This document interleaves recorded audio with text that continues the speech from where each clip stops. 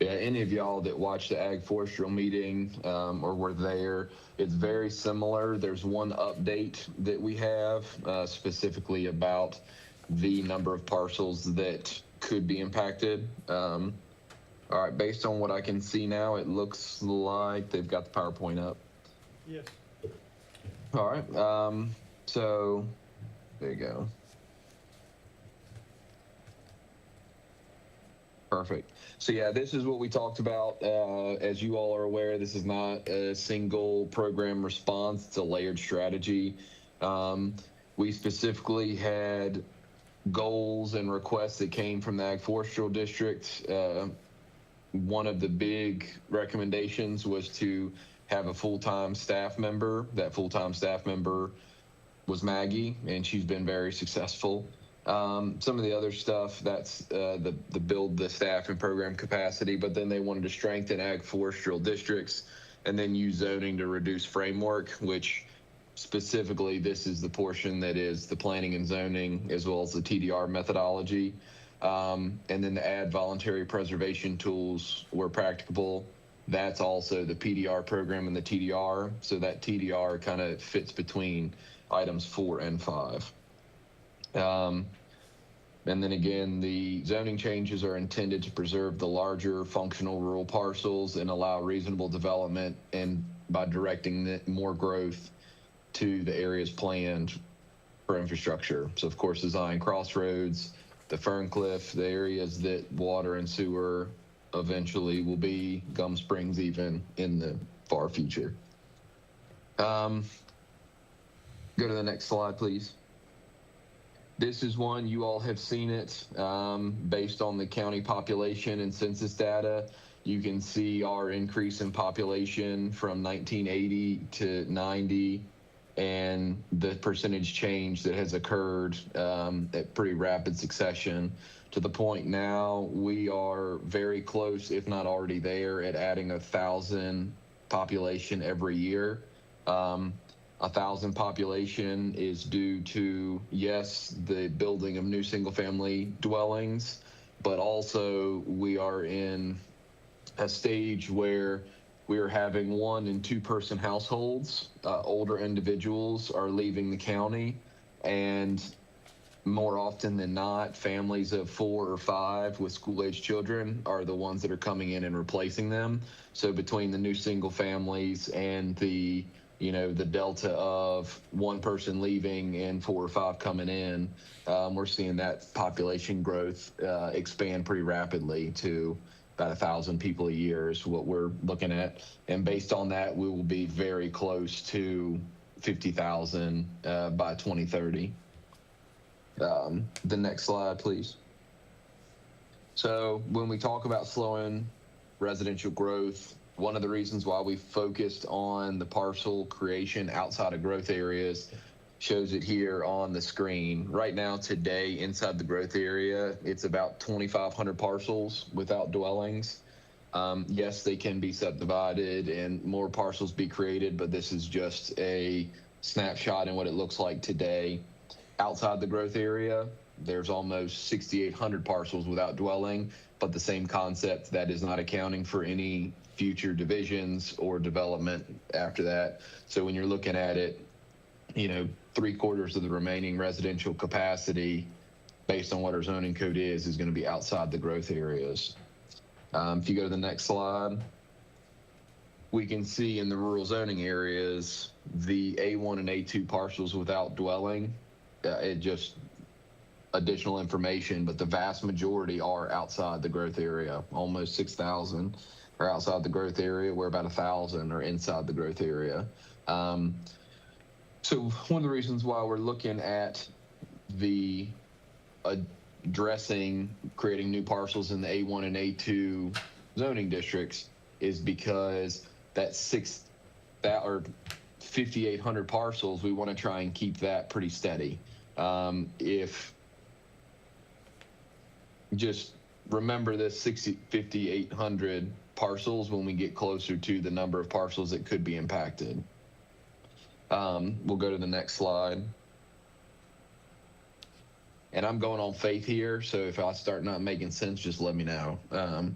because I can't see the PowerPoint enough to know if I'm on the right slide or not. This one should be the R1 and R2 parcels without dwellings. So inside the growth area, there's about 1,500, and outside there's about 1,000. And that's another piece that we want there to be a pretty significant distinction between A1 and A2 parcels and residential. If someone in the future, let's say we move forward with all the presented changes, and someone wants to divide a piece of property and build several homes on it, they always have the opportunity to rezone. So if it's a 30-acre parcel, or let's say an 18-acre parcel, and they're not going to have enough acreage to divide to build homes on, they'd be able to come and rezone it to R1 or R2 to have those smaller lot sizes that you would expect from a residential zoning, where A1 and A2 agriculture zoning, you should expect there to be some kind of working lands associated with that A1 and A2 property. You can go to the next slide. This is where we talk about the importance of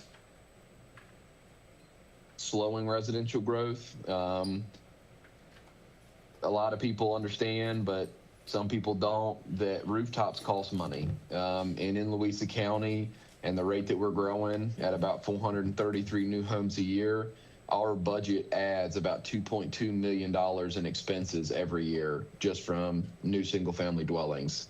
And then of course you have to add any inflation or additional costs, capital costs, things like that that come with it. But here is just a breakdown of what the annual operating cost impacts are.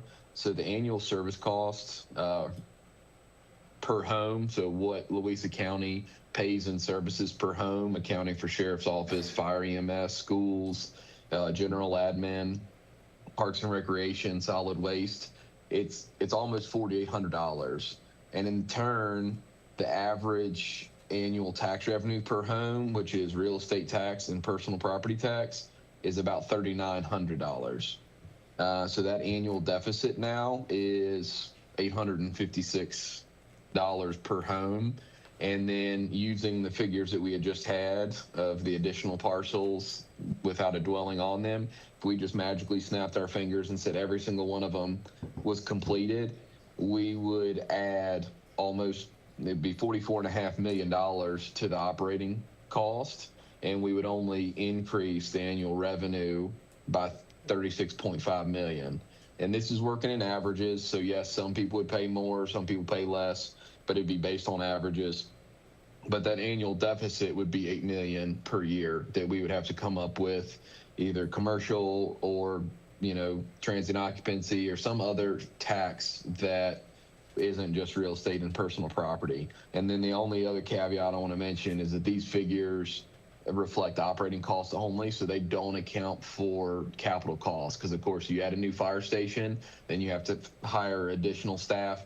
This right now is just what we have today, if you assume this cost just continues to go dollar for dollar as it's been going. But you all know, once you start adding capital costs or new schools or that ratio starts taking off even more drastically.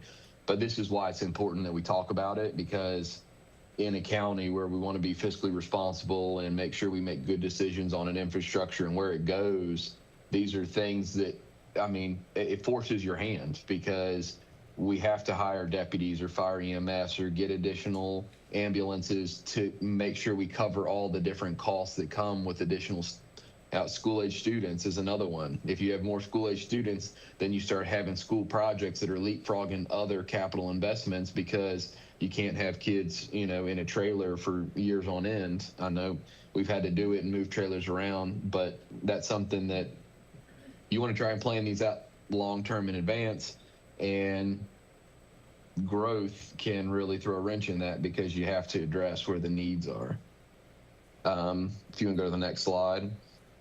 So what this next slide is, for you all that may not be aware, we have been talking with the Ag Forestry Committee for well over a year on this. Maggie's almost been here a year, so it's probably been closer to 2.5 years. They had asked the county to address several different items. As you can see, capacity, preservation tools, tax relief ideas they had. They wanted to better protect the land use value. They wanted to work on education and economic development, and they also wanted some zoning direction. Where they had given us some guidance that they would like, that we've already discussed before. But if you just increase minimum lot sizes from 1.5 acres to 3 acres or 5 acres, there's information that shows that's actually more detrimental to ag forestry operations because it eats up more land. So I think Jim may be there. I don't know if he's there now or going to be here in the future, but at the next meeting, he'll tell you, if you want to protect ag forestry land, you either need to go big minimum lot size or keep them small. So that's where we came up with oh, there you go. That's where we came up with the 15 acres because they're going to need 30 acres or more to divide the parcel. But I think we've addressed everything on the next slide. These are all the things that we've already done in that past 2.5 years. Of course, everybody knows we hired Maggie, which increased that capacity. She significantly expanded the AFD participation. Staff has been building the data foundation. So that's stuff that me and Matthias and Linda and her whole team have really helped gather all the data for us to try and make these informed decisions. We're working on the zoning changes right now. We've designed that PDR framework that we presented previously, and then we're continuing to evaluate the TDR process. And like I said, there's some changes that we need to make that we plan to bring to you all next month to discuss as well. If you go to the next slide, there were some ideas that they had presented that were not currently legal in our system. And not that they were bad ideas, it's just the way that things are structured and the way that our assessments are done, that it's not, there's several factors. That's not just the way our assessments are done, but there's several factors that limited what their ideas were. I mean, it's the same thing. If you throw out, hey, Maryland does this, Pennsylvania does that, and you go down the list, since we're a Dillon Rule state, we can only do what is explicitly allowed in the Virginia code. So basically with that, there are a couple ideas that they had presented to us that unfortunately were not legal. But if you look at the bottom right, you'll see we tried to get as closely related to their intent that we could. And I think we did a very good job. You go to the next slide. And this is some of the data that like we were talking about. So we average, there's an estimated new homes of about 434 homes a year. But what we use to estimate that is it's two different factors, and we find the midpoint. We find single family permits because of course if they're getting a permit, the home's coming very shortly.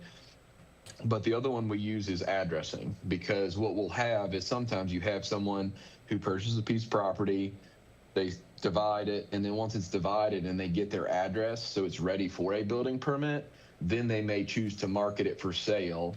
And then of course, once it's purchased, the individual that purchased it is normally the one that pulls the permit. So that's the reason why we use addressing is because it's a pretty good indicator.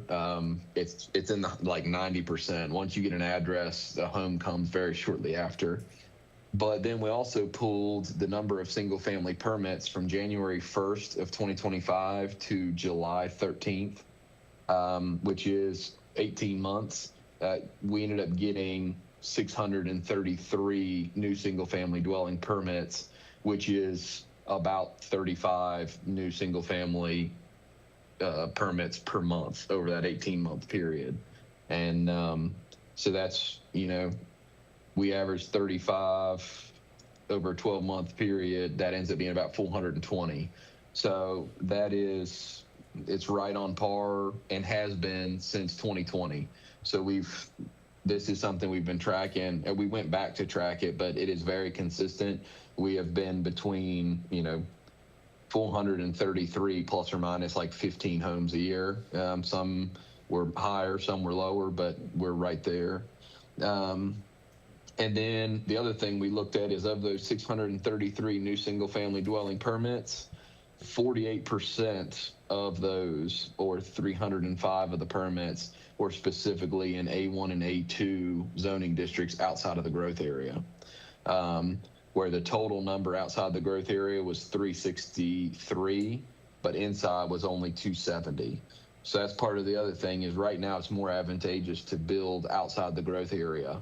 Not sure why, but that is what is occurring. So that's specifically why we focused our efforts on A1 and A2 outside of the growth areas, because right now that's where people are building houses. And if we address the parcel creation first, then it should help trickle down. If you go to the next slide. And this is just what I'm saying. So right now what's happening is you have a large rural tract, and then there's the parcel division. That parcel division soon becomes a residential lot, and then once the residential lot is created, the public service demand comes. So the building permits show what's happening now. The parcel creation shows the growth pattern being locked in for decades. So what our goal is to try and break the current cycle, and if we can make it a little bit harder for parcel creation, or at least establish a significant difference between the A1 and A2 parcels and what they intend to be, as well as the R1 and R2. So if you expect to have agricultural lots, you would assume that they would be large enough to be able to have some kind of ag operation or timber operation on the site. And then if you're in a residential 1, residential 2, smaller lot sizes, closer homes to each other, like that's just what you would expect. So I think it's also just good planning as we move forward. If you go to the next slide, I can leave it here. I mean, this is stuff we've talked about it at length, but the final zoning changes moving forward. The minimum lot size for A1 and A2 is to increase from 1.5 acres to 15 acres for standard lots. The division thresholds, generally, like I said, they would have to be 30 acres or larger to create 2 conforming 15-acre parcels. The road frontage would generally increase to 450 feet. A2 has some differing requirements, but essentially it would be 450 as well, and then increase in 550 in some scenarios. And then if you look in the agenda packet, you can also see in some subdivisions, the internal roads, the corner lots have some additional road frontage requirements, as well as cul-de-sac lots. The lot shape, we look at increasing the width of the setback line has increased. So now the minimum width to depth ratio becomes 30%. It's 20% right now. And then also once you get to the setback line, so, and Linda, you may need to help describe this, but the way we have it now in the parcel creation, there is a required width at the building setback line, which on some properties may only be 50 feet back from the road, and it would have to be 200 feet. Well, what we're proposing now is that with the setbacks increasing to 250 feet, the lot width would need to increase to 300 feet. So what that would end up looking like is you would have to have 450 feet of road frontage, but then as you went 250 feet back, it could narrow, but it could only narrow to 300 feet at the 250-foot setback line. And then the rest of the property going back, it could be less than that, but it would still have to meet the 15-acre minimum. Did I do a good job, Linda? I think so. I might need a visual on that myself. But I think you covered it. Okay. The access, we're looking at new lots may not rely on private lanes, and then family divisions. This was one where we had talked about doing sliding scale, and what we came up with that we felt was probably the best for this application is that we would require 5-year ownership before you could apply for a family division. At year 5, the retention period would have to be 10 years. So if you did a family division and gave it to a qualifying individual, you'd have to hold it for 10 years. But what we did have is that as soon as you have owned the property for 10 years or more, then the retention period would drop to 5.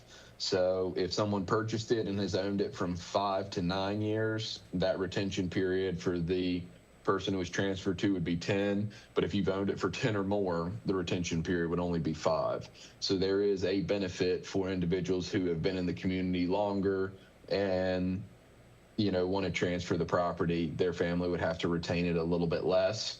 It's still a 15-year ownership/retention period, but it just, people who've been here longer would get a little bit of benefit because that retention period wouldn't be as long.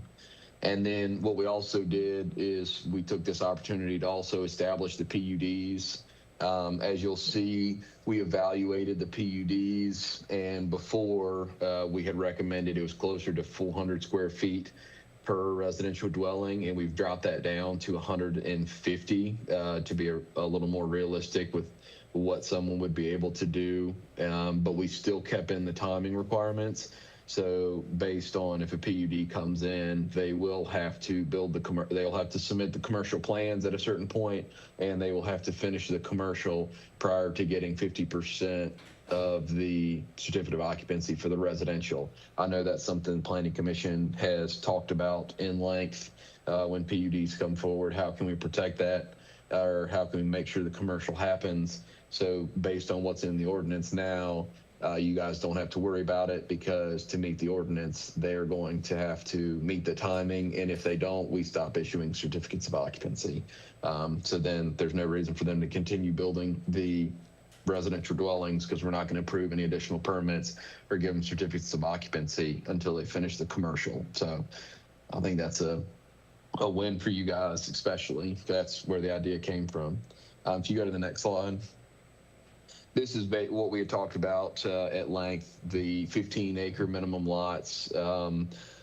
There's been some misconceptions about that. What does it mean for remnant pieces and different things like that? So this is 15-acre minimums mean that if you create a new lot, that the remnant lot piece also has to be 15 acres. So that means that if a property is less than 30 acres, and what is presented, they would not be able to divide as an A1 or A2 piece of property. If they wanted to rezone, go to R1 or R2 or something different, then they would have opportunities that exist with that code. But for A1 and A2, like I said, if it was less than 30 acres, they're not going to be able to divide. But if it was more than 30 acres and they could create 2 parcels that were 15 acres and meet the road frontage, the width to depth ratio, the public road access, the setbacks, and then of course, if it could perk for VDH, then they could build the 2. If you go to the next slide, and this is one question that we got from Ag Forestral. So this is brand new information. Tammy or anybody that's tracking this is new. But what we did is we pulled information to see how many parcels are A1 and A2 outside of the growth area, which you can see it's 16,000, almost 600. Then we said, okay, well, based on today's standard, how many potentially could divide? We did not account for road frontage. We did not account for anything other than the parcel acreage. So this is just a very raw estimate, but there's 10,400 that are 3 acres or more, which potentially they would be large enough to create 2 lots under the current division. What we also did is we pulled how many parcels were 20 acres or more. So that would be if we changed it and said 10-acre minimums, so that it would have to be 20 acres or more. Those parcels dropped to 2,775. And then the same thing for 15 acres, meaning the parcels would have to be 30 acres or more. It would be 1,988. If you go to the next slide. So what that looks like is based on today's standards, only counting for acreage. If we increase the minimum lot size to 10 acres, it would affect about 73% of the parcels that exist today. If we increase it to 15-acre minimums, it would address about 81% of the parcels that exist today. Go to the next slide. But that 81%, like I said, this is a high level estimate based only on acreage. So this does not account for road frontage, parcel configuration, the remaining division rights, access requirements, any VDH requirements. It does not account for easement or conservation restrictions or other subdivision requirements. So, historic Green Springs, ag forestal districts, or the conservation easements. This is just, we looked on GIS and how many parcels are A1 and A2 that meet this acreage criteria. So but still, I think it is important to note that of those parcels that we have today that could potentially divide, about 81% of the parcels could be impacted, assuming they all had the road frontage.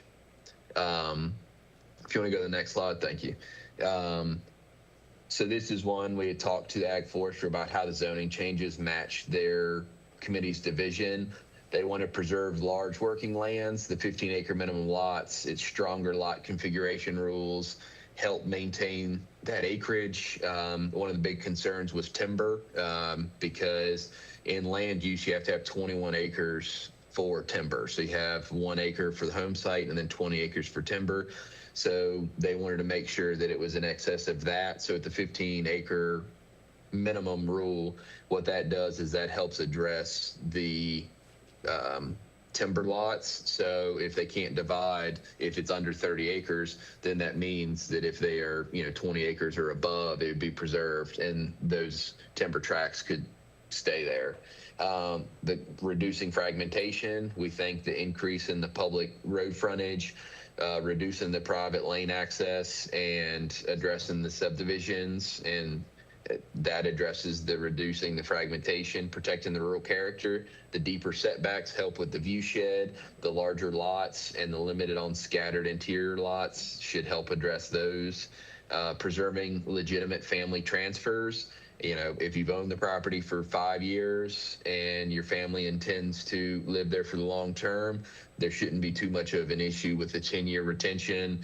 And same thing, if you have to own it for 10 years to have the 5-year retention, if it's a legitimate family transfer, I don't know how much concern there would be about increasing ownership requirement before the family transfer or increasing that retention period. Avoiding reliance on one tool. That was something that they said. We're working on the AFD expansion. That's something that Maggie's been very successful at. We're looking at the zoning, which we're talking about here today. We have the PDR framework that we mentioned before. We also are looking at the TDR methodology as well, which has the private market, which is a little bit different than the PDRs. And then we have monitoring. I think Todd and George and staff will tell you this is something that as we move forward, we're going to have to monitor. We're going to have to keep track of those numbers. How many single family dwellings do we have, where they're being built, and we need to evaluate and potentially reconsider some of the rules that whatever does get adopted, that if they're not working, we may need to reconfigure it. So monitoring and reevaluation is going to be a big piece of this. And then keeping growth possible is something else that they talked about. And we think that, especially with the TDR methodology and making sure that we don't address the growth areas unless it's tied to the TDRs, that's something that's important, because the growth areas and PUDs can absorb that infrastructure and the extra residential dwellings, but also, just like we said, they would still have the opportunity to rezone. So if there was a larger property that came up that, they don't want a PUD, but they do want an R1 or R2, smaller subdivision or something like that, they still reserve that right. We go to the next slide. And this is just an overview of that PDR.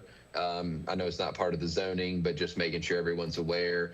Conceptually, this is the 10-year term-based agreements where land remains privately owned and enrolled in the AFDs, and then they would receive payments based on their assessed land value.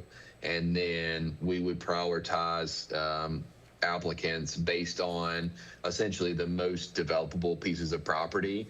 But based on our current formula, it would start with the linear feet of road frontage first. So it'd be road frontage, acreage, and then division potential. And why this matters is the PDRs will help landowners who want to preserve land. It's not going to replace zoning, but we think that it's something that owners that have a piece of property that they want to use for agricultural or forestal purposes, they could apply. And if they could get compensated for that preservation, we hope that some of the pressures from developers coming in and throwing around big numbers, this may be a little more advantageous because they could get some financial compensation for preserving the land, but they still own it at the end of the day. Where, yes, you get a bigger windfall if you sell your property to a developer, but now you've got 3 to 6 neighbors that you didn't have before, where we're hoping this would be an alternative that people that want to preserve their property can appreciate. Getting some to help them in their efforts, but also, being able to own it in the long run would be beneficial. If you want to go to the next slide, this just shows kind of how the methodology of what we did. If you look at let's go on the first row here. This is someone who has 42.93 acres. Right now, today, if you go all the way to the middle where it says total taxable value, because they have a structure valuation plus land use, they pay tax based on $179,400 times the tax rate, and the tax that they pay is just under $1,300, so $1,291.68. The preservation idea that we have is that preservation payments would be the land valuation. So you go all the way back to the left side, right next to the acreage. It'd be that 193,200 times the tax rate. And then based on that, for this piece of property, they would end up getting paid $1,391.04. So that this individual parcel would effectively, they would have to pay taxes. We can't call it a tax abatement, but they would pay in December, and then in January they would get a preservation payment that would be just under $100 more than what their tax payment was. So for all intents and purposes, that individual's tax burden would be, they would get paid $100 a year to live in Louisa County and preserve that land. But like I said, this is by no means something that is a windfall, that if a developer came and said they would give them $10,000 an acre, that it's not going to stop somebody that wants to develop in that way. But our hope is that these are people that want to preserve their land and own the land in the long term, and we'd like to give them an alternative to selling to developers. If you go to the next slide, it's my last one. So the path forward is effectively, as long as the planning and zoning information in the draft ordinance is ready to go to y'all's standard, then we can advance to public hearing. My goal is next meeting, we would have the TDR ordinance ready for your consideration as well. And as long as that one gets the okay in September, then we would bring both of these forward in October for public hearings. I'd like to have 2 separate public hearings just because the planning and zoning has a lot of information, and the TDR process and methodology is very tedious. So I don't want one thing in like the TDR or one thing in the zoning to mess up the other one. So I would have these run in 2 parallel tracks. But effectively, if we advance through the public hearing process, and then whatever the final versions are, we will implement and explain them clearly to everyone, including landowners, realtors, surveyors, future developers, and residents. And then we plan to continue expanding the AFDs, and then, like I said, refine the PDR and TDR programs as we go through it, as well as monitoring the outcomes for reconsideration of anything that needs to be addressed. And based on that, I stand ready to answer any questions. Do we have any questions for Mr. Kuhn at this time?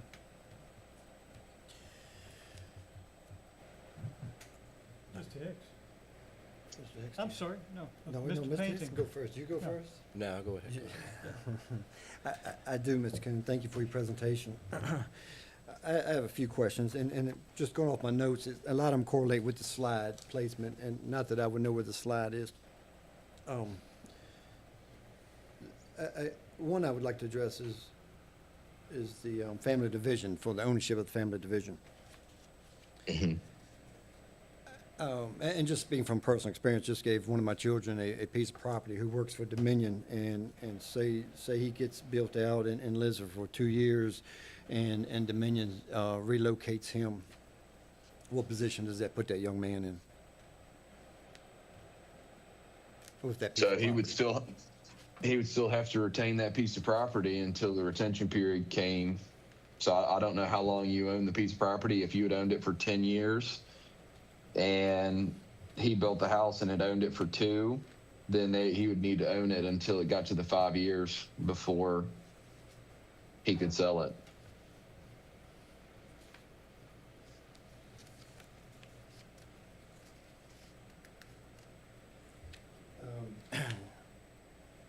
And this really isn't in any kind of order to again, correlate with these slides. So I just using the math that you put together there on one of them, and trying to get through my notes. With the build-out numbers that you have that are presently available, it'd be, to build out with per month, it would be 21 and a half years of build-out monthly. Does that sound right to you? If everything stayed just like it is today, it would take 21 and a half years to build out what is available now. That's assuming that every parcel, go back one more. Every parcel was perfect, right, and could be built. Yeah, exactly. Sure. That's exactly. It's 21 and a half if every single parcel is perfect and can be. But that's also, the only issue that we're having is it's not necessarily slowing down. It's been holding pretty consistent. But still, I mean, that's the other one, is that I think based on the surveys, based on people's sentiment right now in Louisa County, people want to slow the residential growth in the county, and they want to maintain the rural nature of the county. So I think people are now seeing it. It's every corner of Louisa County is being hit. It's not just Zion Crossroads anymore. It's not just around the lake. I know Jackson is seeing significant growth. I know Gum Springs is seeing significant growth.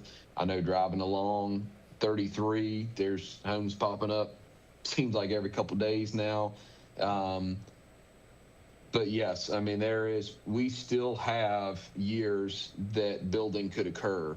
The only question is, do we want that growth to keep happening at this current rate, or do we want to do something to slow it and get it to what I would say is a more reasonable level?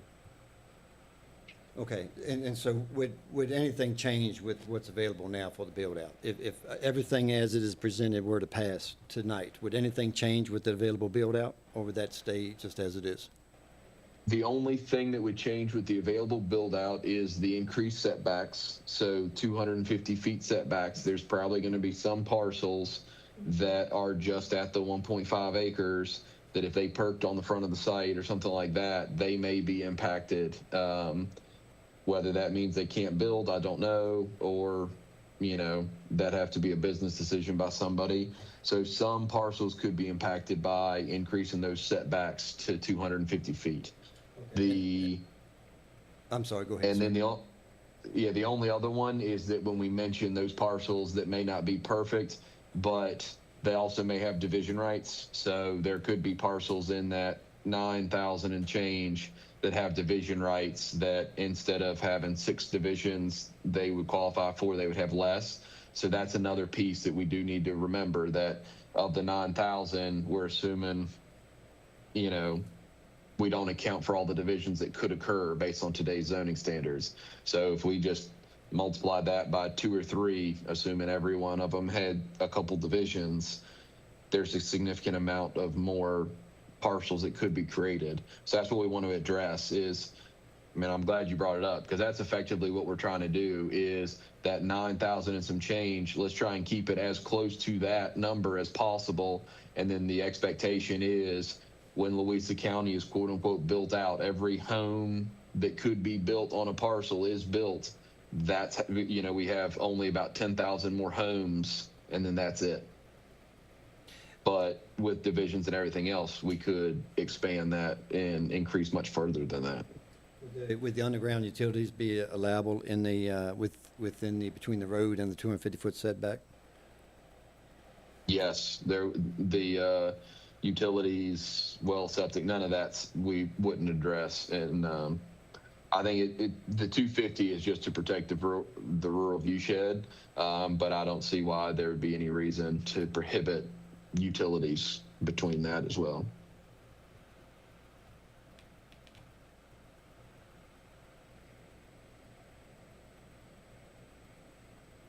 All right, help me understand the ability of someone that's in not within a growth area. Help me understand what rezoning would look like, so that you could rezone it from A1, A2 to a residential to an R. What would that look like? Just like any other rezoning that's come before y'all. Okay. They would apply to rezone it from whatever they're zoned to R1 or R2.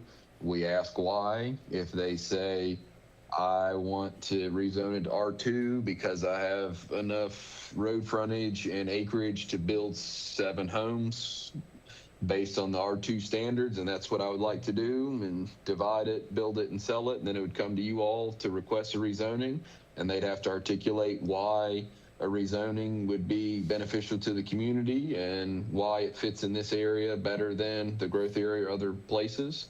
And you all make your recommendation, and then it goes to the board. Okay, thank you. The A1, A2 setbacks, the 450 to 550 setback. Do we understand the Well, that's the road cost frontage. increase? I'm sorry. Go ahead. That's road frontage. Yeah, that's road frontage, not setback. The 450 is how much. Yes, sir. My notes are greatly flawed. Thank you. It is the 250-foot setback. To include the 450, 550 road frontage. So that setback puts quite an expense on. And again, I'm looking at my family, my lifelong generation of being in Louisa County, and the people that have staked their life here as I have, and my children are. The burden of the extra cost associated with the first one that comes to mind is electricity. The power is extreme. I just tried to have a barn electrified and was completely shocked at what that would cost. That consideration as well, as along with the additional cost of driveways.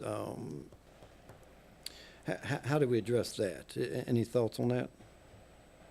I mean, that's something that we discussed, and you got to weigh the pros and cons. What do you want? If you want homes right up on the road, that's probably going to be, or that will be cheaper for the electricity. That'll be cheaper for the driveways, but then the people that drive up and down the roads are going to say that is not maintaining the rural nature of Louisa County.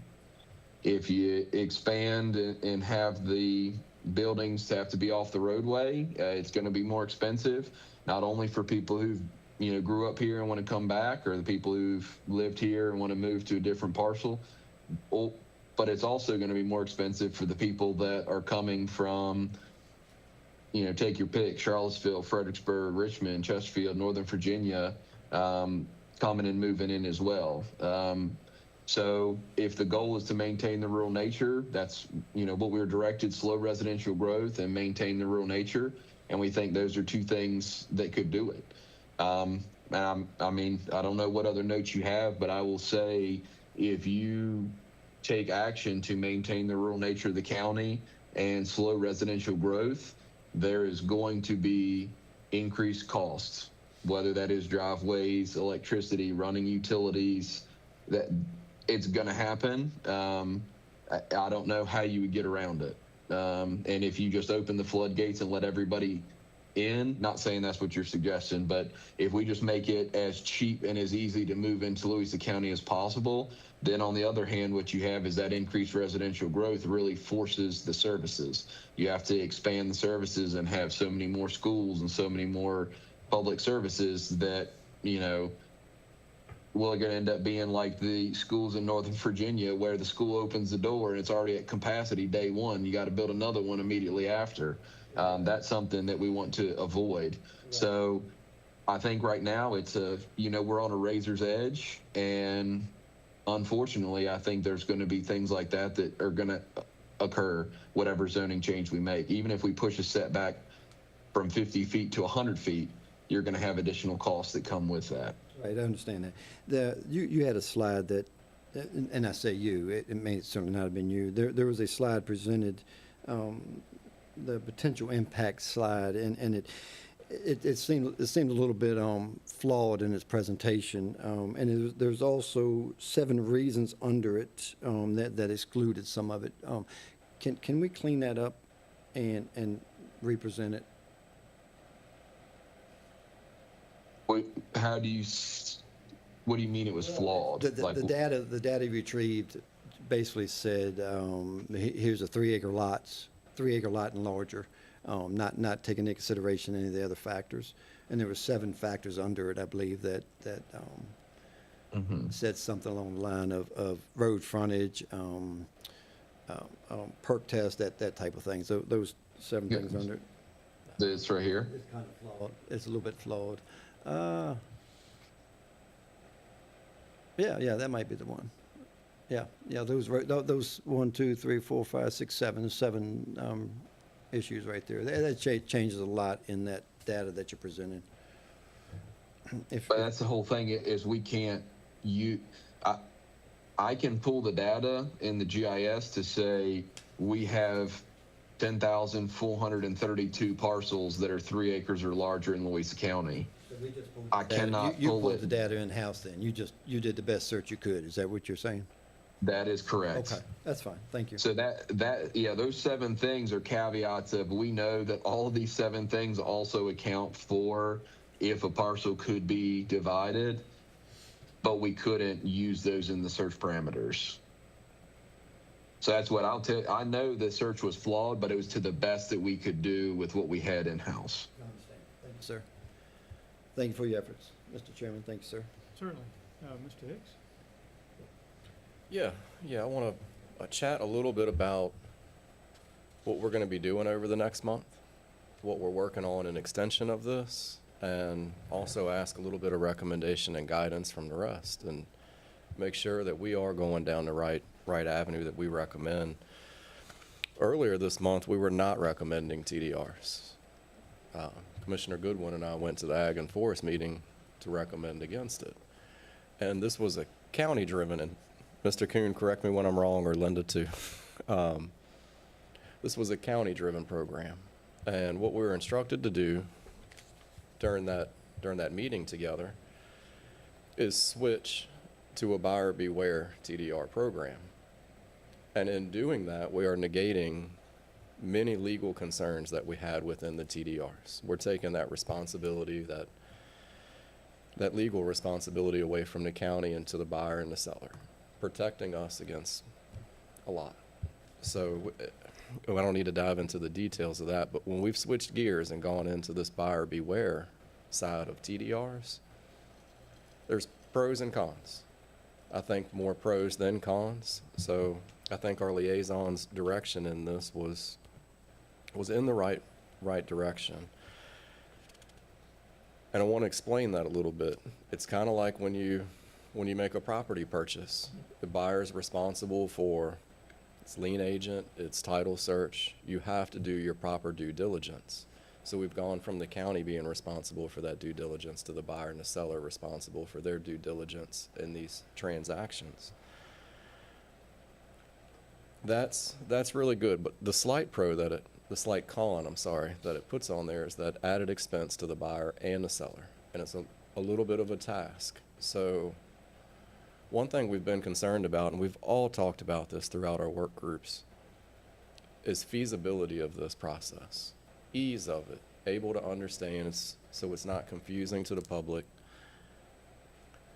In our previous method that we've been researching, there was going to be a list held at the county. So we had a list of sellers that would come to the county and register. Under this buyer beware side, we don't have that list. So if a buyer comes in, he can't just ask county staff for a list of sellers. That's not available under this new one. And I think readily available information is what is going to ultimately make this work in a participation method. It's strictly a volunteer method by the citizens first. So in order for someone to participate, how do we simplify the process? And maybe we cannot have a list of sellers here under this new form. They're all going to be not represented, but managed, navigated by a broker. We can have a list of brokers that have solidified sellable TDRs from the selling areas of the county. So that way, when someone comes in and they look to buy, they know which brokers to contact, and then private negotiations can go on outside of Louisa's staff to come to that TDR. And that's something we're going to dive into a lot next month. And it's one thing that we've switched gears on, and we're going to spend adamant time diving into that. So before you go on, just to help me understand, Yes. why is the former method not feasible?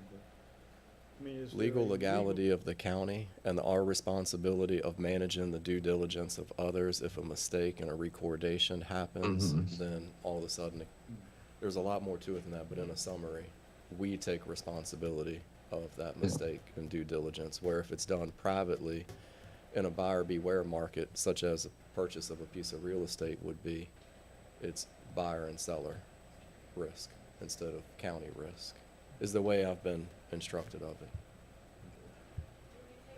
That's a pretty good summary. Rachel? Was that decent, Chris, of a summary on that in a basic form? That was a pretty good summary. So the county becomes a party to the transaction regardless who has the due diligence. The due diligence on the county doesn't, from my conversations with Chris prior about the buyer beware that we discussed, the county's due diligence will shift. So the county will still have to do some due diligence as it is a party to the transaction. It will just be that the buyer and the seller will connect themselves and then come to the county having already done title searches, surveys, that type of stuff. The original plan which you were given, the seller qualified, came to the county, registered their right, which would create the list Todd mentioned, and then we would do due diligence on, so that would be the front end due diligence to check the seller, and then we would do additional due diligence at the end to check the transaction. We're still going to have to do both sets of due diligence. It'll just shift slightly where we're doing more of it at one time instead of doing it, maybe the seller qualifies their parcel and they don't sell that right for 3 to 5 years. Then we would be doing due diligence again on the back end, like title searches and different things to make sure nothing's changed on that parcel. So it doesn't necessarily negate any of the county's due diligence. It just shifts when the due diligence would happen. Yes. Is that clearer? I understand what you're saying, yes. Thank you. It's very, I will say this, it is very complicated and we are working as best we can to uncomplicate it. I'm not sure that it will ever be completely uncomplicated, just by the nature of how it all works, but we are trying to figure out a system that will be the easiest for buyers, sellers, and county residents to understand. All right, thank you. Also, in an attempt to uncomplicate this matter as a whole, I suggest another list, and that's another item we're going to work through on what we can and what we can't do. But I would love to see a public record list at the county readily available for all sellers and buyers. And that list to entail not personal information, but sale price to say August 26th, 2027, 4 TDRs were sold for $10,000 a piece, a $40,000 transaction. It doesn't need to say who from or where to, but it's a public record of the sale. And that is to prevent Louisa citizens from being taken advantage of. We've talked about that months past, about a sweet neighbor that sold their TDR for $200 that the previous one had just sold for $10,000. It's a market we're not aware of yet, but that's a way to protect our citizens, to be transparent and give them as much information so they know the value of the product that they have. Again, I don't know if that's going to be a full possibility yet, but it's something we are actively working on. Todd, that is something that we're looking at. So instead of having the list of like the fully qualified sellers, it may end up shifting a list to those that just say, anybody that's filled out on our website, hey, I'm willing to sign up for the alerts. We may end up doing something that it says, I'm willing to sell my TDRs, like if the right buyer comes along, and then maybe we just have a list of people that buyers could request and get, but there's no due diligence done. So we're not, as the county, certifying that these sellers have any division rights. They are just willing to have a conversation with somebody, and then between the buyers and the sellers, that would help individuals that may want to buy some. So yes, there are some things out there that we want to try and get, that if we can connect them without having to use a broker and just going through the county, I would like to get that done. So there are conversations being had about doing something like that. And with that actually being said, the other thing that I think will be helpful is there's a lot of conversation out there that's happening with TDRs. I'm going to try and explain to the best of my ability. Maggie, please step in and correct me, because I know you'll be vibrating in your chair if I say it wrong. So with TDRs, there's a couple different methods that localities can use. But unfortunately, with the TDR methods, it also dictates how the property is assessed. So there's some counties in Virginia that can have, they have TDR programs, and how they can have the TDR program that's successful or that is just functional is that because of the way that their land is assessed and it accounts for potential divisions, there's a way in the TDR rules that localities can basically abate someone's taxes.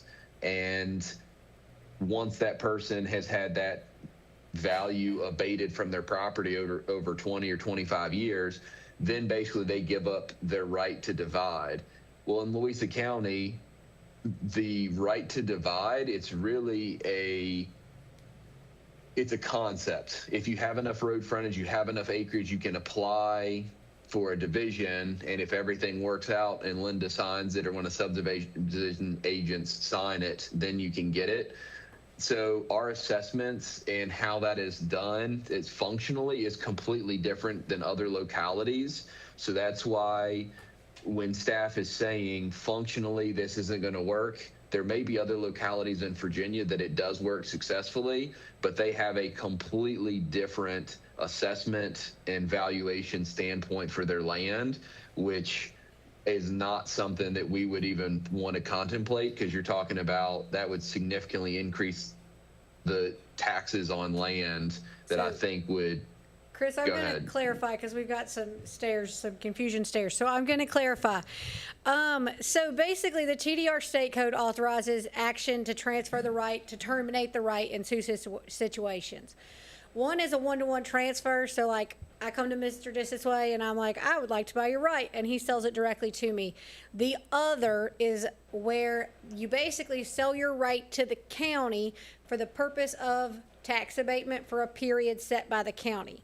So when you look at the models, so there have been models made in Virginia. There's two successful, and I say that with air quotes, two successful kind of models, the Stafford and Frederick models. Both of them are very similar. The document you were sent is based on that model, but with changes to what we would see as like a Louisa style model. Frederick and Stafford both allow for the one-to-one transfer, and they allow for the tax abatement option. We cannot allow for the tax abatement option in Louisa because we don't value property based on potential divisions. A division right's not a right that you possess, like a mineral right or a land or like an air right or a water right. It is a right that you have the potential to possess if you take advantage of it, if everything is perfect. If we were to move to the potential tax abatement route, it would open a host of issues because we would have to change the way we evaluate property, and it would not work for us. It just simply doesn't work to take that method in Louisa. And so what Chris is saying is, while you may hear Stafford successful or Frederick successful, they're able to do something that we cannot do because we can't do that portion of that model. So while they are able to do one-to-one transfers, they have had some success. They've had probably just as much success in the tax abatement option. And so that's what he kind of means, that there are two options and we're not able to take advantage of all options. Also, the way that they evaluate their rights in their TDR program is very different than the way that we will do it, just based on how we evaluate divisions.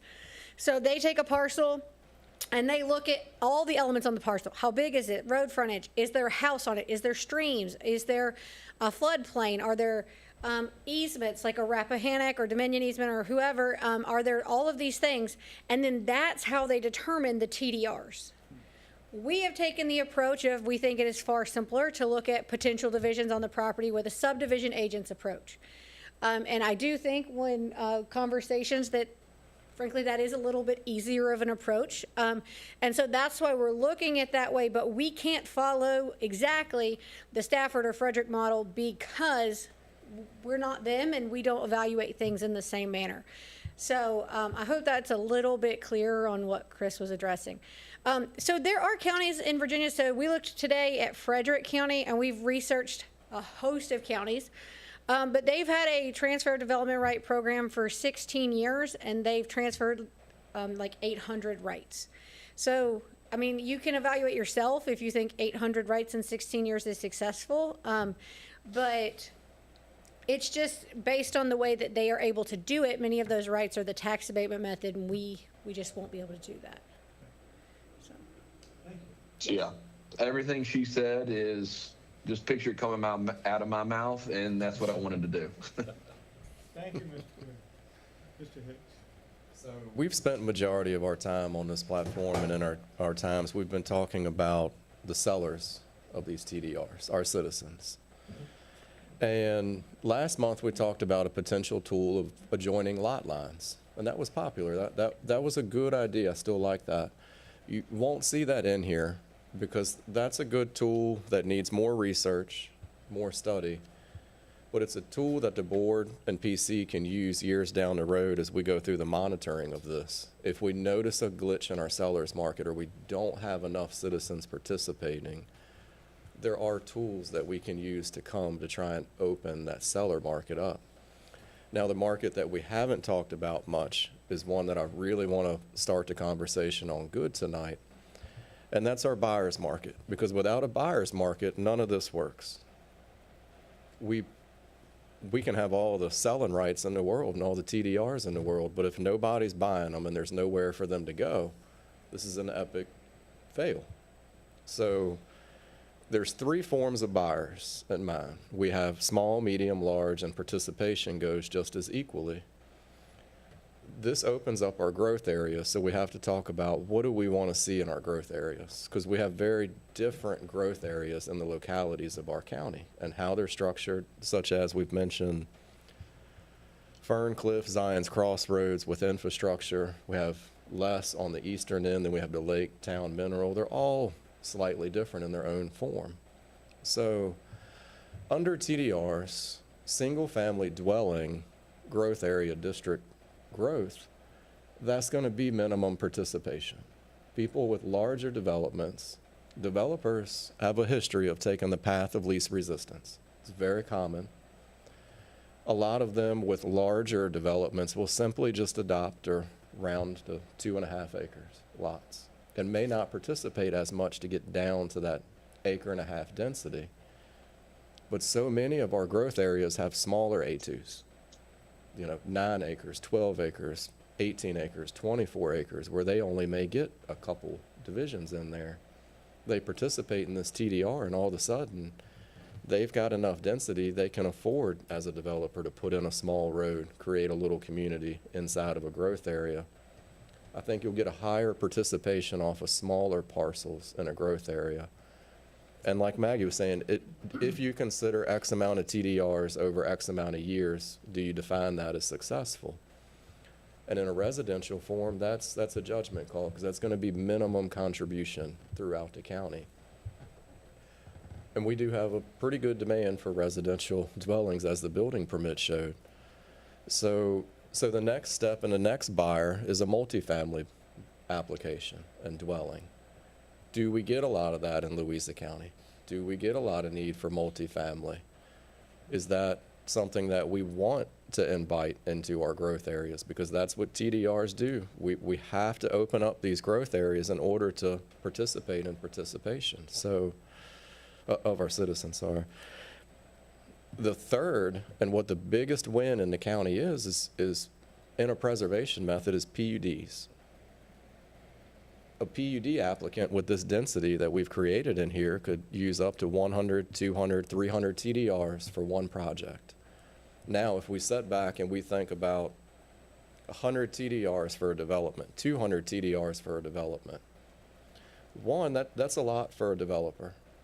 They've got to do all those title searches, all those liens for all these different properties. So a broker, as Supervisor Williams suggested, I do think that's a good idea, especially for large purchases to help navigate through this process. But the win is 100 preservations, 200 preservations.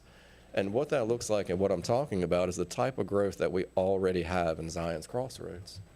So in order to sustain similar growth that we already have, large developers will be forced to participate in this. That otherwise their density is not financially feasible and they won't do the project at all. So PUDs I see as the greatest complement to the TDR system because it's the greatest preservation throughout the county and it gets more citizens selling. That's our true win over time. But that brings up the conversation of our growth areas. What are we inviting into our growth areas when we say, this is our buyer's market? I think spending a little bit of time focusing on the growth areas and who the buyers are and their transaction is a good thing we need to have further discussion on in the next 30 days before we go forward with this. But I felt it was important to make that known where these TDRs are going. We did look into a building cap. There's been some talk about building caps and about slowing down our growth. And I do want to explain why you don't see that in here and why we did not go that route. Mr. Kuhn can jump in and help me anytime here. It's a temporary solution. You know, if we're averaging 430 building permits a year, well, somebody can step outside the box and look and say, well, why don't you put a cap on single-family dwelling building permits? Great idea. Yeah. We are defined as a high-growth county, so we would qualify under state to be able to do that. And that would be good for 1 year, and then we wouldn't qualify after that 1 year. A cap is more of a short-term tool to allow us to get ordinances in place. Did I say that correct? Yes. I mean, it's not that simple.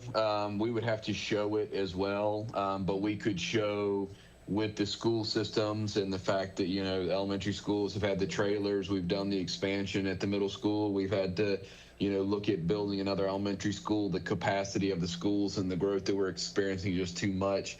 We could figure out a number that's more realistic that we could handle, and it has to be reasonable. So we can't just go and say 100 building permits and not show our work. Like, you've got to show where, like, the threshold is for growth.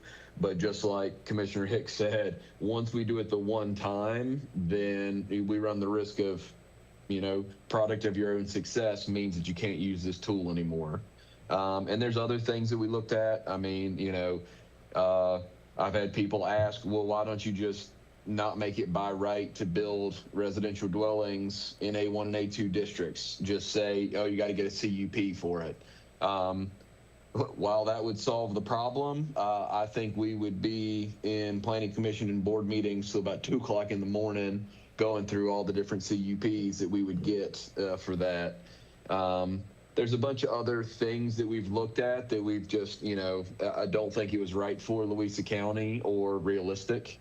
But like I said, what we've got before you all today, I know you've got some additional items to talk about.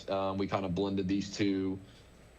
Is there any reason why we need to continue to look at the zoning item and the zoning method, or is that something we can set aside and just devote all our time and effort to the TDR piece for the next month and then come back to you guys? My That's really the main. My recommendation would be to focus on the TDRs, because we've received ag and forest support, we've gone over zoning many times. But Does, details in these TDRs have been strenuous, to say the least.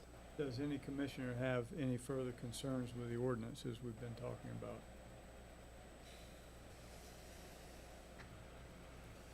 Mr. Chair, Mr. Goodwin? there's one thing that we really haven't addressed, but we are starting to work on it. And there are some things in the state code that will not, because we're a Dillon state, will not allow us to do some things that we would like to look into doing.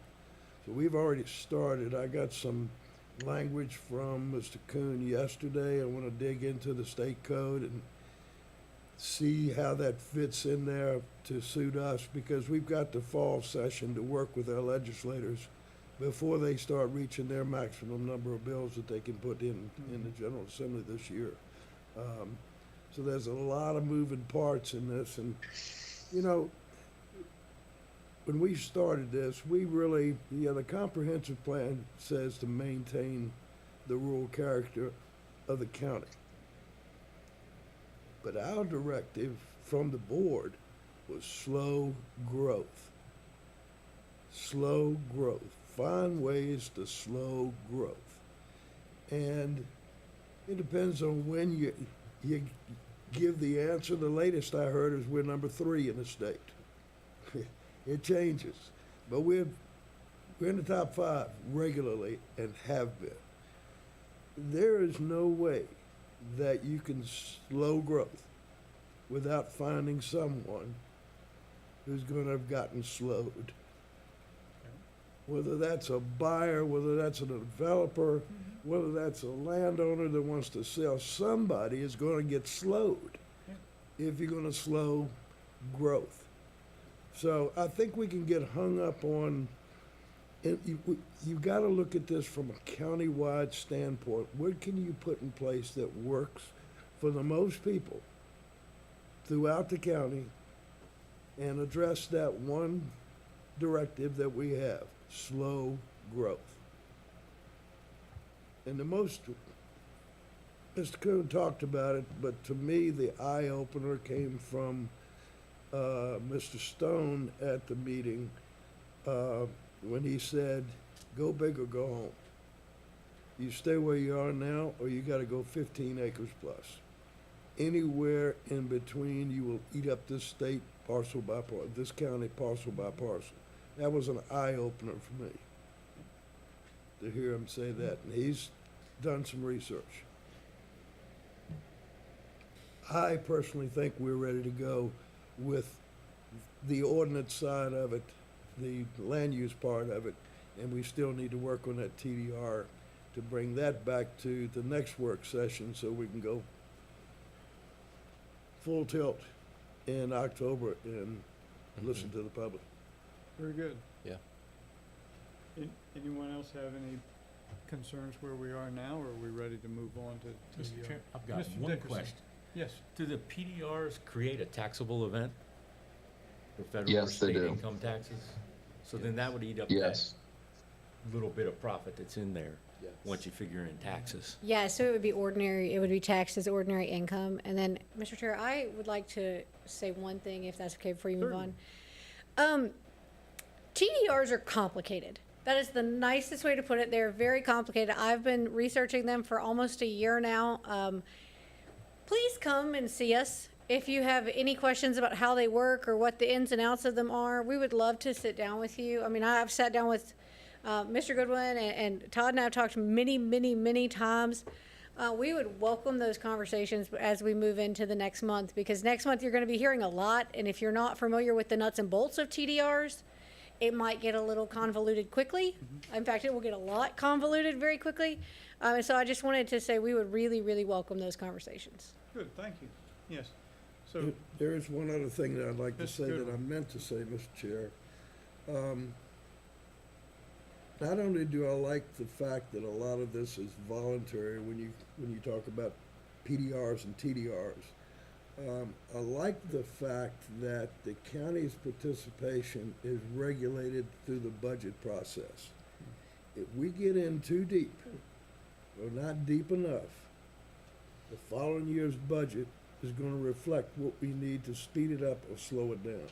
So we've still got our hands on the controls to be able to say, oh my gosh, this is gonna cost us, just don't put that much money into it next year, and the board can operate the accelerator or the brake, depending on what we need, and I like that. Very good, thank you. Yeah. Then- Yeah. yeah. In my recollection of what we sent to the planning commission was we hired, Ms. Beckerville. We also formed the Ag Forest Rural Preservation Committee. We went through the comp plan and there were two things. One of which was to slow growth. The second side of that, and along with it, was to provide means of preserving the rural ag, forest, or rural preservation. And that was the purpose of the committee and Ms. Beckerville to try and mesh those things together. So unless I missed the boat, we did not send a mandate for strictly slowing growth. It is to all come together, because what I've said from the very beginning, you pass a bunch of ordinances that don't coincide with what we're trying to do from a rural preservation standpoint, then they're not cohesive. You're not getting something that is going to ultimately work to do what the comp plan says we're trying to do. And that is, we do want to slow growth, but we also want to figure out how do we preserve the rural character of what we've got. So I think, unless I certainly didn't intend for anything to come to the planning commission that had a specific one-sided approach. It is we do want to slow growth. We want to do that, but we also want to do it in a way that is going to preserve the ag, forest, and rural preservation of the county. I think throughout the comp plan, that was the primary goal, was to preserve that rural character of Louisa County. If anything, the slow growth part came in secondary as a means of doing that. So I don't think I can tell you that if it came across as though our primary goal was to slow growth, then I missed the boat when we sent it. It is and I said it to Chris early on when we started making these presentations of just the slow growth aspect, that we needed a holistic approach that was gonna have certainly ordinances that would slow it down, but also ordinances that would help in promoting the ag, forestry, rural preservation. And I don't see how you can do one without the other working together, because you can pass a bunch of ordinances and definitely slow growth, but you may also shoot yourself in the foot with what you're trying to do as far as preserving the farms and the forestry. And my aspect on this, the acreage part of it, I would say half of my work is in Hanover County, which has had the 10-acre minimum for years.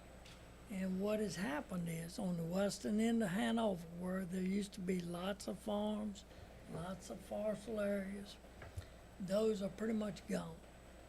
And you have 10-acre parcels that now some people have some horses and stuff like that, but primarily, you have a 10-acre parcel, you do get open space because they have a couple of acres with a house and a yard and stuff like that, but then the balance of the land has trees growing on it that is not big enough to have somebody come in and cut the timber on it, so the trees just die out. But those large tracts of land that you used to be able to cut timber on, that's gone. And the farms that were cut up, which I certainly was a part of it, that we cut up in Teneca farmettes, basically. They don't farm them anymore, they're gone. So that's the reason I was saying when this first got started, we're looking for an approach that hopefully we can pass some ordinances that will mesh together and slow growth, and at the same time promote what everybody in the comp plan says they want to see, the county stay rural. So I think, like I say, if it came across as strictly a slow growth primary thing, then that wasn't what I voted on. And I just need to make sure everybody understands that and talk to your board members. Maybe some of them have got a different idea of what actually happened. But we talked about it at great length. And Yes, sir. it's not, That's why I'm sorry.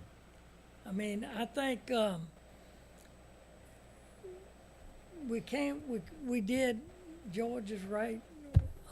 We definitely want to slow growth, but we don't want to do it. I mean, we can certainly pass ordinances that will absolutely do that. But what I don't want to see, and here's part of what I saw and what I've seen in Hanover. You pass an ordinance and you put a minimum acreage on it, and then those lots are sold. Then you can't back up and redo that. They're gone. So when you have an acreage, I mean, once those lots, like I say, once they are sold, then that minimum is gone. That's out the door. You can't take it back. So that's a reason I've not pushed for this thing to go but so fast, because I think it is definitely, as Maggie just told you, it is complicated. And we can rush something through, but in many instances over the last too many years probably, I've seen things that we try to fix one thing and we mess up 2 or 3 others. So what I'm hoping out of this is we get an ordinance that helps do what we're trying to do as far as rural preservation and what the comp plan wants.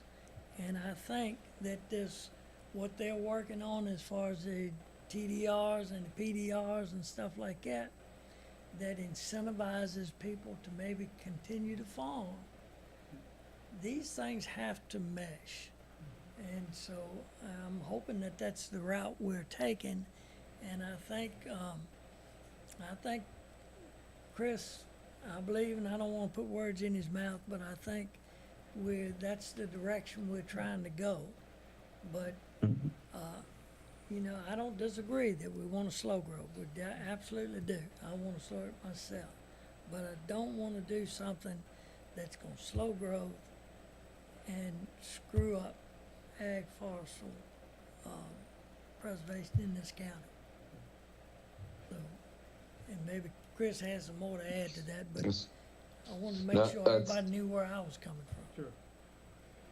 Yes, sir. Yeah, I was just going to say it's why we started with the holistic approach to begin with. There's a lot of factors. I mean, just like my example, we could say, hey, no single family dwellings by right anymore. You need a CUP. That's not going to fix anything. It's going to slow residential growth, but it's not going to do anything for maintaining the rural nature or helping ag, forestry land. So just like Supervisor Barlow said, that's not something that we looked at doing because of that reason. We're trying to have it where it meshes with the overall goal of the whole county, maintain the rural nature of the county, slow the residential growth, benefit the industries that we want to see here. We want to see expansions of farms. We want to see expansions of timber and, all types of industries that help support ag and timber properties. So that's something that, why we're trying to do this holistic approach. So, like I said, we will come back next month. It sounds like we should be okay with the planning and zoning. That is great news for us. We will go full tilt on the TDR items and the processes. And with that, we can also account for, like Commissioner Hicks was talking about, making sure we've, what lists would be available, what the information would have, some of the stuff that me and Maggie discussed, things that unfortunately in Louisa County we do not have the opportunity to do based on our assessments or how land is taxed. Like all the integral parts, we will try and smooth that out to make it the least amount of complicated as possible while still making sure we meet the state code requirements. And that'll be our goal for next month so we can present to you all. But I know we have electronic message signs that we need to discuss as well. So if there's no other questions, that's all I have. Just one more.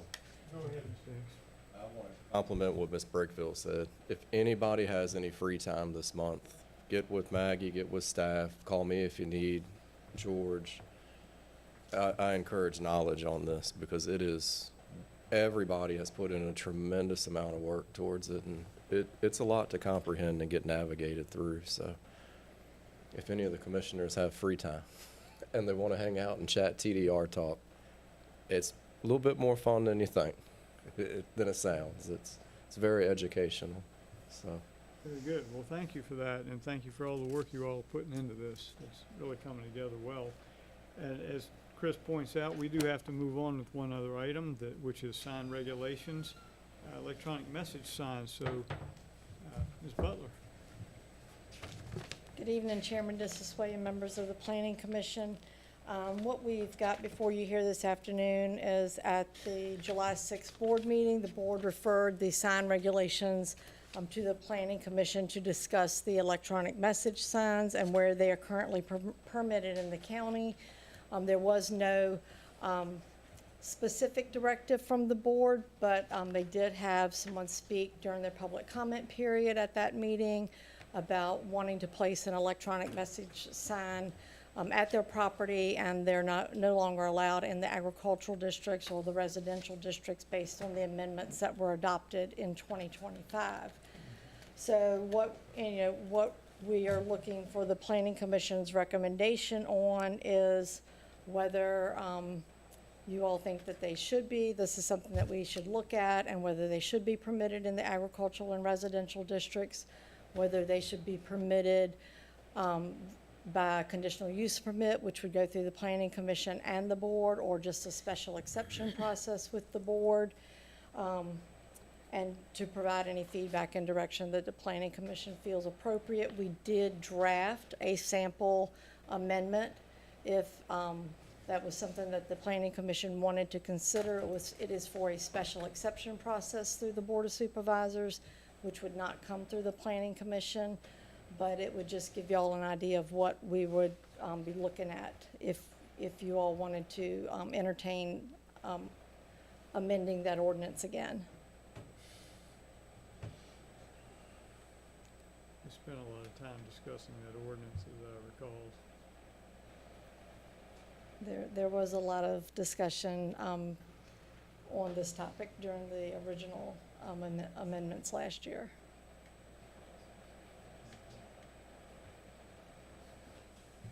Mr. Barlow. If I remember correctly, what has come up in, I forget the name, which church it was, but it had to do with the aluminums. In other words, they have these signs on, if I'm thinking correctly. Evidently, you can tone them down. And I don't know that when we were looking at that, even if that was a possibility. So it's my understanding, based on all the research that we did last year with different sign companies, that the majority or primarily all of the signs now come with a way to turn down the lighting on them, and it can be done, you know, remotely. It doesn't have to be done at the sign. It's all electronic. So a lot of the older electronic message signs did not have that capability, or it had to be done manually. But it's a pretty standard feature from my understanding. Like I said, we did a lot of research, talked to a lot of sign companies last year during this process. So it is from our understanding, a pretty standard feature nowadays. I think it's sort of something new that's come up that may be worth just looking at. I don't know. Well, we put in, as part of the ordinance, we put in some discussion about being able to turn down at night, daytime and nighttime luminance. Right. So, that's already in there. Okay, maybe, so. Yeah. From my perspective, and I don't know, does anybody want to kick off before I give you my perspective? I don't want to. I'd be glad to. Mr. Dickerson. To me, the question seems to be, is do electronic signs maintain the rural character of Louisa County land in A1 and A2? And what we decided last year was they didn't. And I don't know that anything's changed between then and now. That was my perspective. Very good. I really don't know that they have.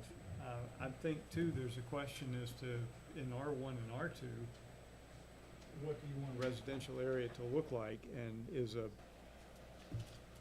electronic sign, is that the kind of thing you want in residential? So, I don't know. I don't know what the request was that came in. Was it for It was an a institution or- church that wanted to replace their existing sign with an electronic message sign. We've had several other inquiries other than just the one that the gentleman spoke at the board meeting, it's my understanding.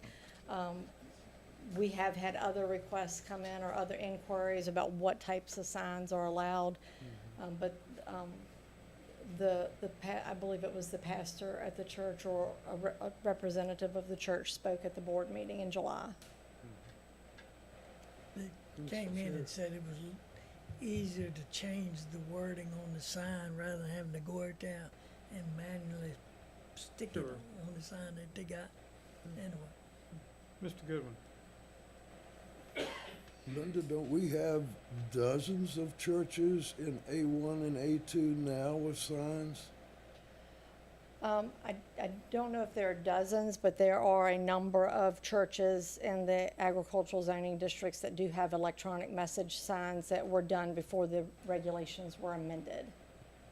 Okay, so they're grandfathered in. The Right. question is whether or not we're gonna allow any more. Correct. Because we do have, it's probably dozens.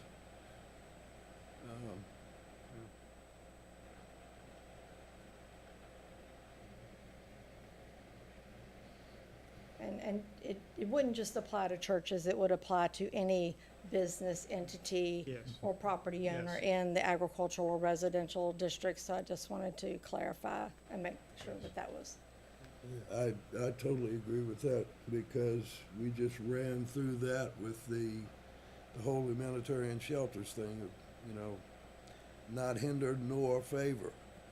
So what we do has got to be for everything. That is correct.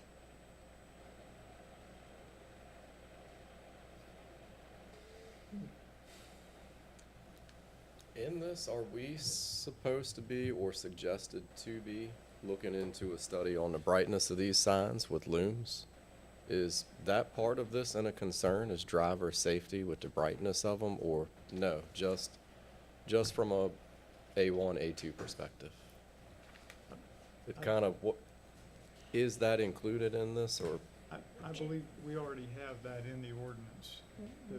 We do have, and we use nits instead of lumens in our ordinance because the research that we did, they are easier to measure and with a nit gun rather than to try to figure the lumens. If we got a complaint about the brightness of a sign, and since the ordinance changed, we haven't received any further complaints. But So that is my understanding, not part of what was, and there were no specific directives, and Chris, I don't know if you're still on here, or Patricia, I wasn't at the board meeting, but what was relayed to staff was there was no specific directive, but since, the gentleman came and spoke at the meeting, the board asked the planning commission just to look at this and see if there were any needed changes. Mr. Barlow, you maybe can add something.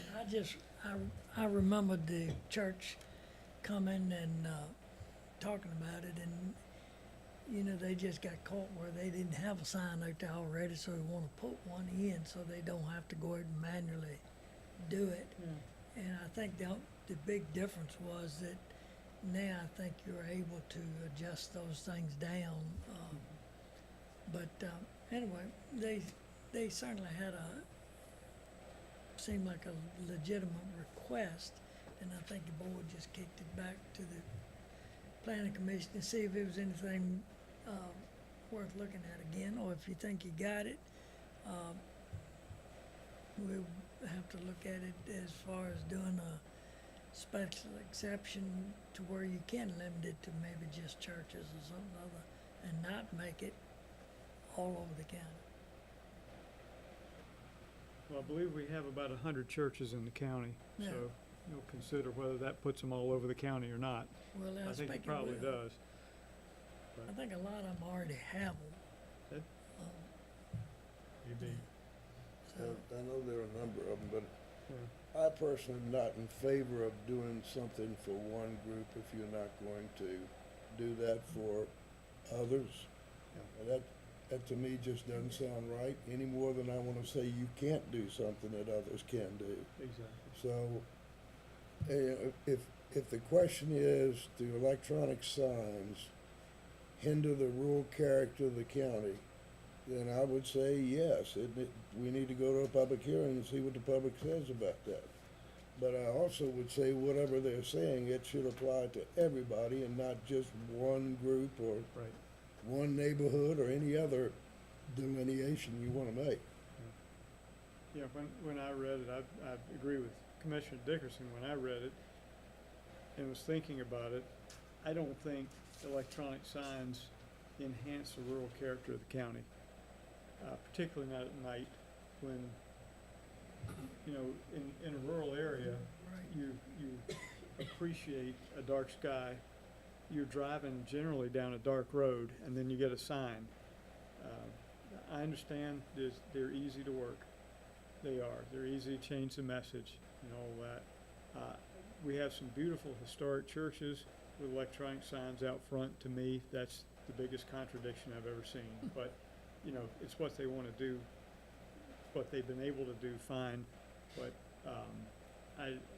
you know, not just churches, but any entity that wants to put a sign out front will be proliferating all these electronic signs at night when you're trying to drive on unlighted roads. It's, I don't see a need to change what we've done, but that's just my opinion. But I don't know, does anybody see a need to recommend differently?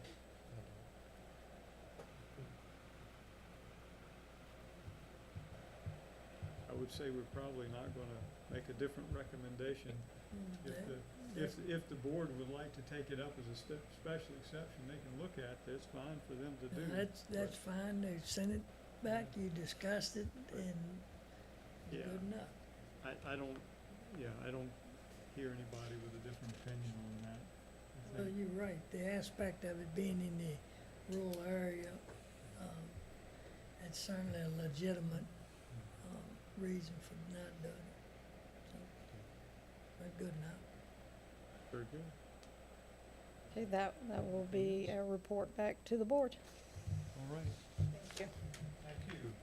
I believe that takes us to the end of our business for now, so we're going to adjourn until 7 o'clock. I